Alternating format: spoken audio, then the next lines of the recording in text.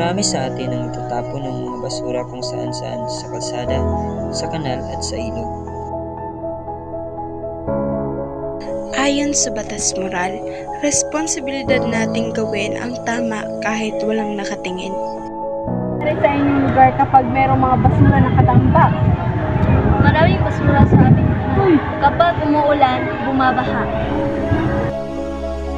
Paano natin ito masosolusyonan? Palagi na lang ba tayo nagtatapon?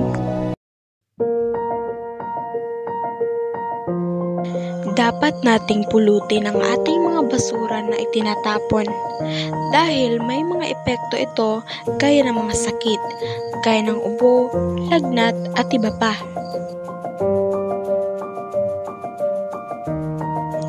Imbis na itapon natin saan-saan, itapon natin sa tamang lugar.